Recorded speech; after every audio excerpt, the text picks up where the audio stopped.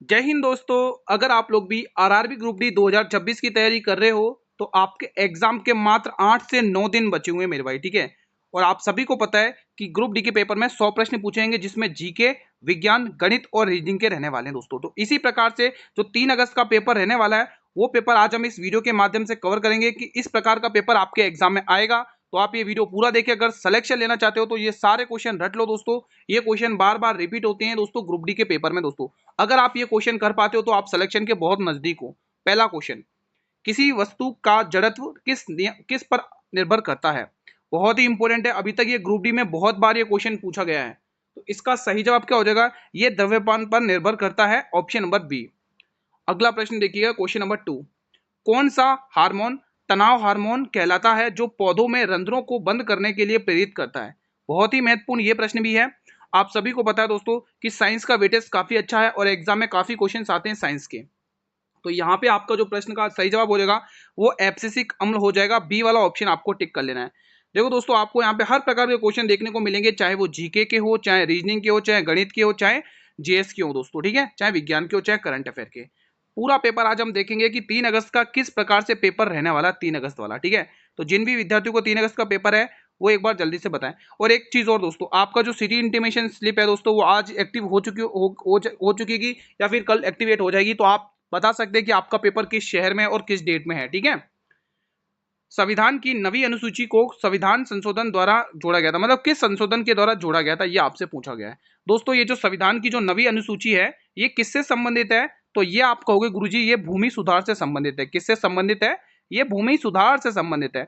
और इसको कौन से संशोधन के तहत संविधान में जोड़ा गया था, तो प्रथम संशोधन 1951 के तहत इसको जोड़ा गया था दोस्तों, ठीक है। अब जो 10वीं अनुसूची थी उसको 52वें संशोधन के तहत, और जो 11वीं और 12वीं थी वो 73 और 74वें संशोधन के तहत जोड़ी गई थी, ठीक है।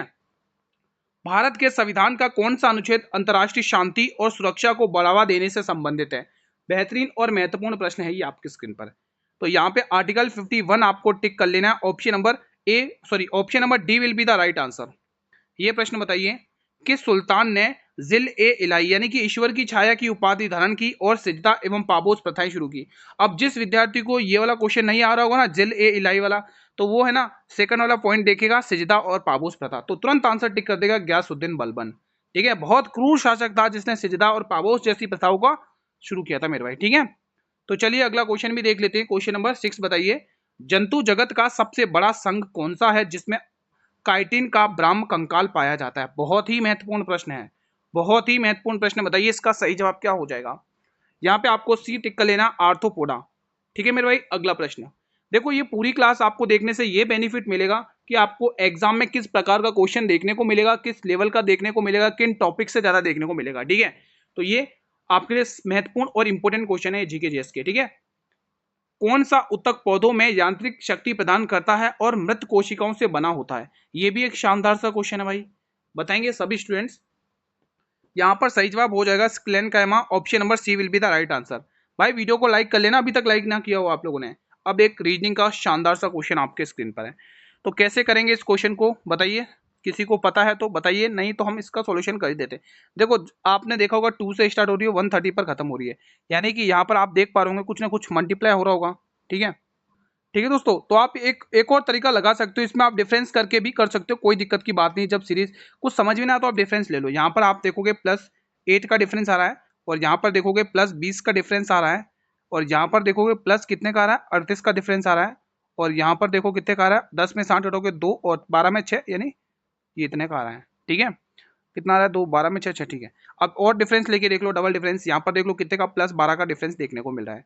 यहाँ पर देखो कितने का डिफरेंस देख लेगा, +18 का डिफरेंस देखने को मिल रहा है। और यहाँ पर देखो 12 में से 8 4 और 5 में से 3 2, तो आप देख चुके होंगे +6 दिख रहा है। यहाँ पर भी +6 है, यहाँ पर भी +6 है, तो अगला नंबर भी +6 यानी 30 होगा।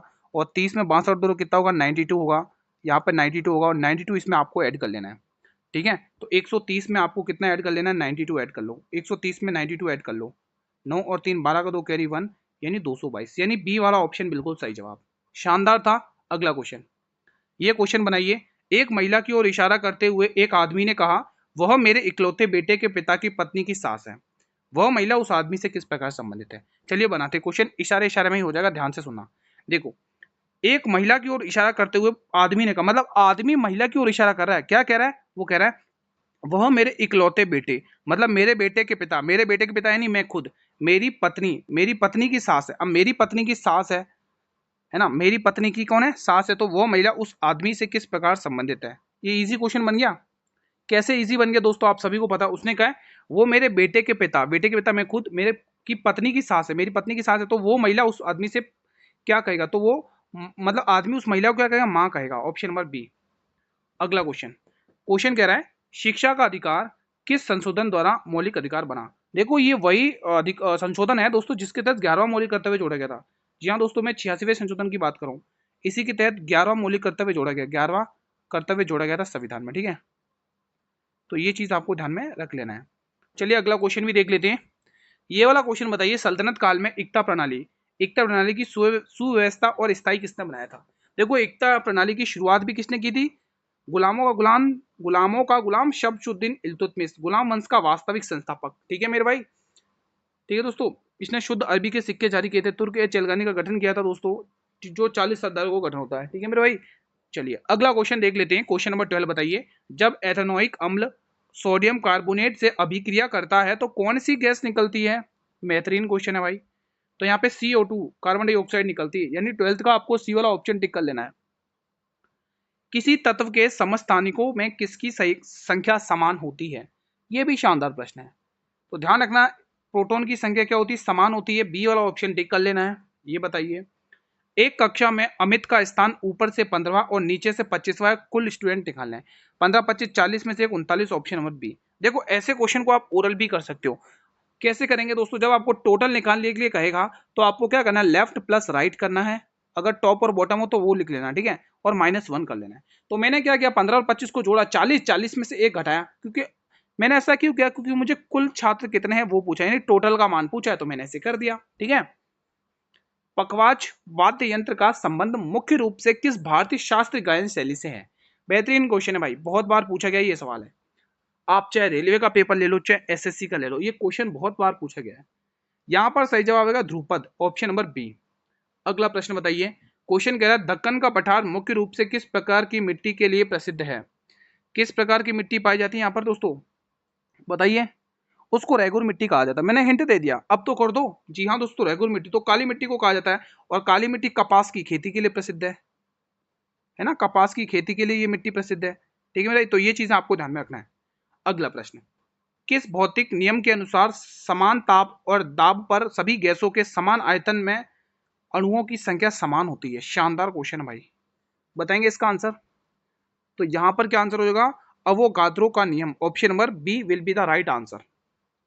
धातुओं के निष्कर्षण के दौरान भर्जन की प्रक्रिया मुख्य रूप से किन अयस्क के लिए की जाती है।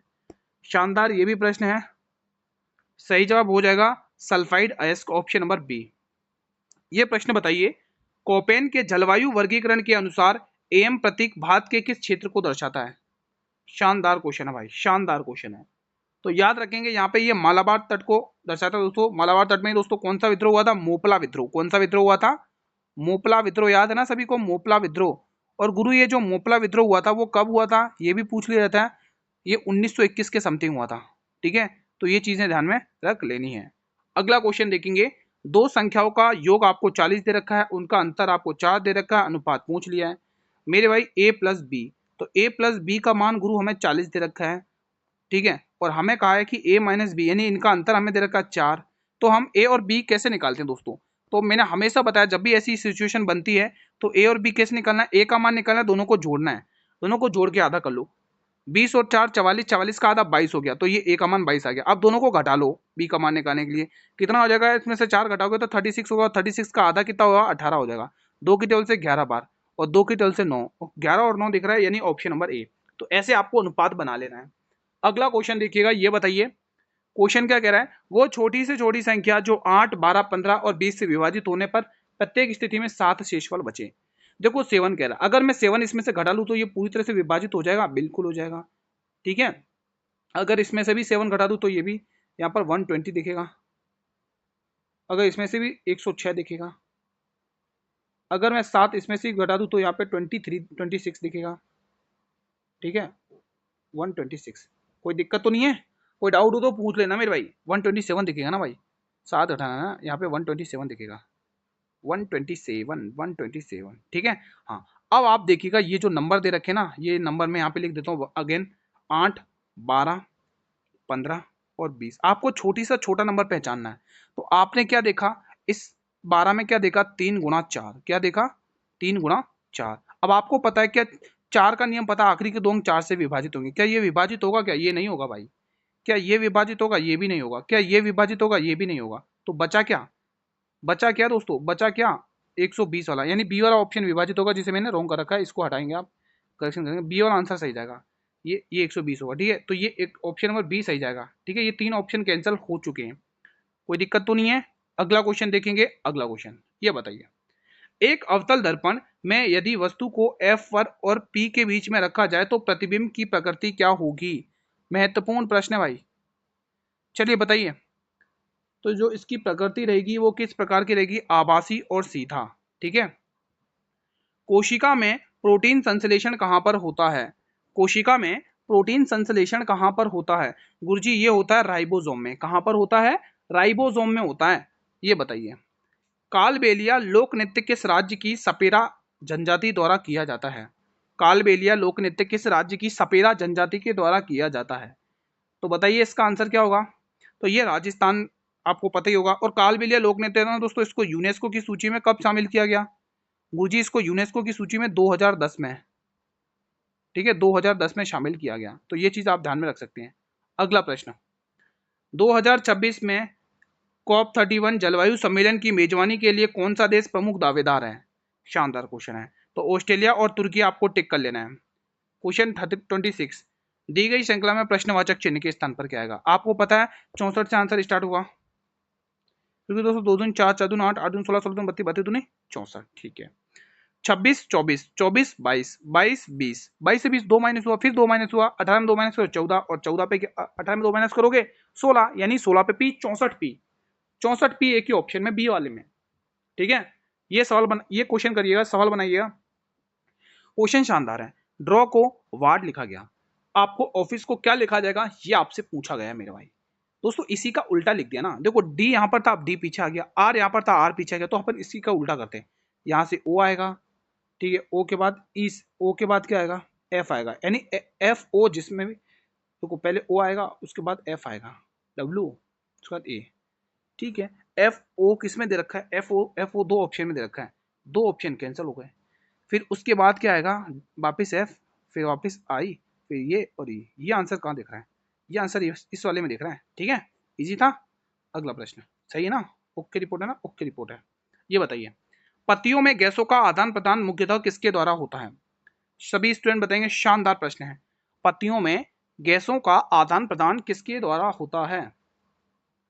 इसका सही जवाब रंध्र हो जाएगा, option number B will be the right answer. ये प्रश्न बताइएगा, पौधों में ऊर्जा संचय के लिए किस धातु की आवश्यकता होती है?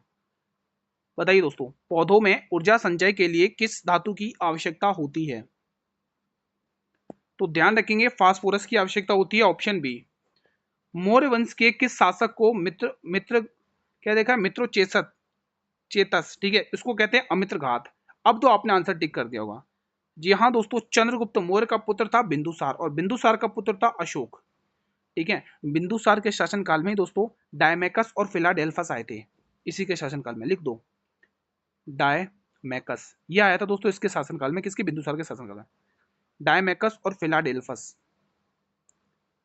फिलाडेल्फस, ठीक है। तो ये चीजें आप ध्यान में रख सकते हो।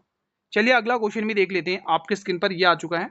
विटामिन बी12 का केमिकल नेम क्या? बहुत ही इंपॉर्टेंट क्वेश्चन है भाई, बहुत ही। एस्कॉर्बिक एसिड तो विटामिन सी का केमिकल नेम है, तो साइनो कोबालामाइन अगर आप टिक कर रहे हो तो मेरे भाई बिल्कुल सही टिक कर रहे हो। अगला प्रश्न, तत्वबोधिनी सभा की स्थापना किसने की थी? देखो ब्रह्म समाज की स्थापना तो आप सभी को पता है किसने की थी, है ना? ब्रह्म समाज की स्थापना आप सभी को पता है किसने की थी, और यह भी पता है कलकत्ता में हुई थी, और यह भी पता है कब हुई थी? 1828 में, ठीक है। स्वामी विवेकानंद ने दोस्तों रामकृष्ण मिशन की स्थापना की थी 1897 में, रामकृष्ण मिशन, वेल्लूर बंगाल में, ठीक है। कृष्ण मिशन, रामकृष्ण मिशन, ठीक है भाई। दयानंद सरस्वती ने आर्य समाज की स्थापना की। किसकी? आर्य समाज। आर्य समाज कब की थी मेरे भाई? 1828 में। कहां पे की थी? बंबई में की थी मेरे भाई। 1828 में सेम सेम क्यों लिख रहा हूँ भाई? 1875 लिख दो, यहाँ पे लिख दो 1875, लिख दो यहाँ पे 1875 में। ठीक है मेरे भाई। तो हमारे इस प्रश्न का गुरु आंसर होगा देवेंद्र नाथ टैगोर। अगला प्रश्न बताइएगा, अल्टीमेट क्वेश्चन है ये, शानदार क्वेश्चन है भाई, करने में मजा आ जाएगा। इसको सॉल्व करें, बनाते हैं क्वेश्चन को। एक कार्य को 9 दिन में करता है, बी उस कार्य को 22 दिन में करता है, वे 2 दिनों तक एक साथ काम करते हैं, तो कार्य का कितना भाग अधूरा रह जाएगा, शेष बचेगा? अल्टीमेट क्वेश्चन है। तो पहला काम क्या है? सभी को पता है पहला काम क्या है। ए किसी काम को 9 दिन में, ठीक है, वहीं 20 काम को 22 दिन में।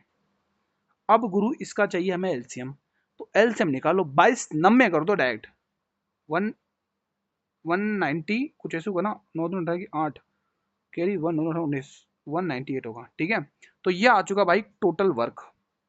एक ही क्षमता निकाल लो, तो एक ही ये 198 है। ठीक है, तो 9 दूनी 18 18 और 9 दूनी 18 और बी की क्षमता लिखो 9। ठीक है, दोनों की क्षमता निकाली, दोनों की क्षमता टोटल करने पर कितनी हो रही है? टोटल हो रही है 31। वो कह रहा है, वो क्वेश्चन कह रहा है, क्या कह रहा है गुरु क्वेश्चन? 2 दिनों तक 7 काम करते हैं, तो 2 दिनों का काम निकाल दो।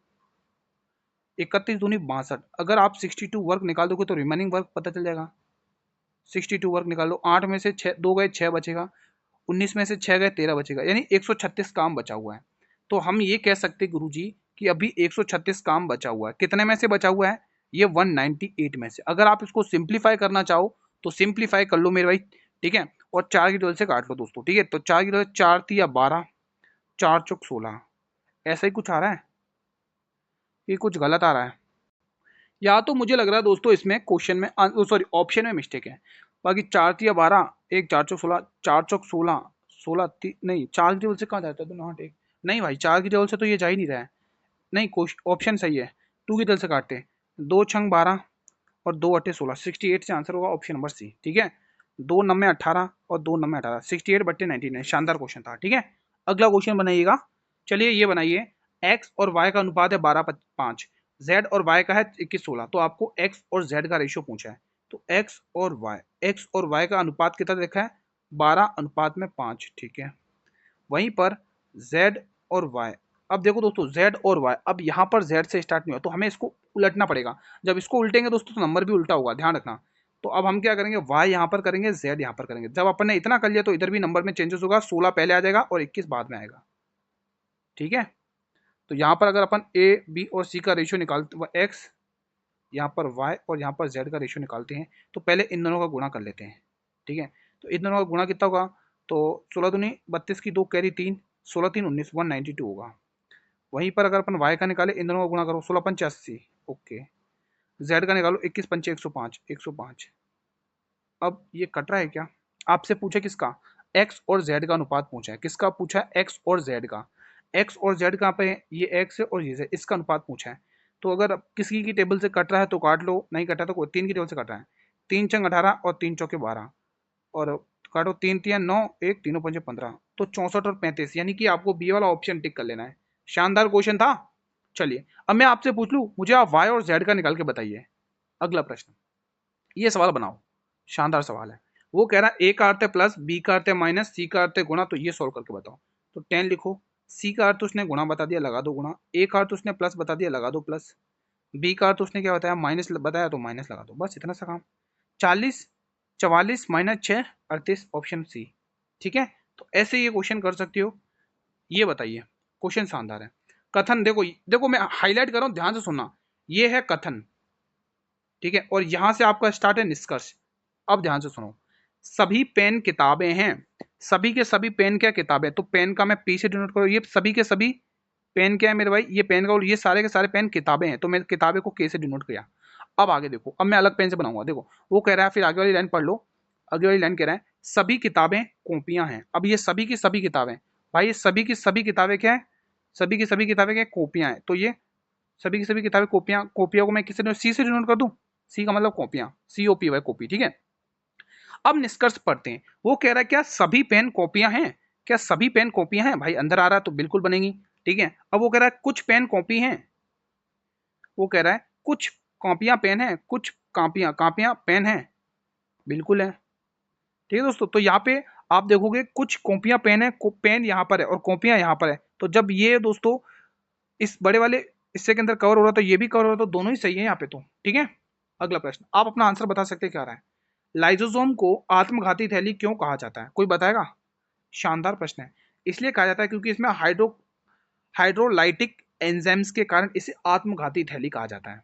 अगला प्रश्न, खेलो इंडिया बीच गेम 2026 किस राज्य ने पदक तालिका में पहला स्थान हासिल किया है, तो ये कारनामा कर्नाटक सरकार ने किया। कर्नाटक आपको टिक कर लेना, ठीक है, कर्नाटक। अगला क्वेश्चन, एशियाई मुक्केबाजी चैंपियनशिप 2026 में भारत की महिला टीम ने कुल कितने पदक जीते हैं, कितने स्वर्ण पदक जीते। देखो स्वर्ण पदक वाला क्वेश्चन बहुत इंपॉर्टेंट बनेगा, तो यहाँ पे 4 स्वर्ण पदक जीते हैं। जनवरी 2026 में 56वें आर्थिक मंच की बैठक आयोजित कहां पर की, यह आपके एग्जाम में आएगा, 5 स्टार लगा लो। दावोस के स्विट्जरलैंड आपको टिक कर लेना है, ठीक है। ये देखो अगला क्वेश्चन, चौथी बौद्ध संगति का आयोजन किसके शासनकाल में हुआ था, तो गुरुजी चौथी बौद्ध संगति कनिष्क के शासनकाल में हुई थी।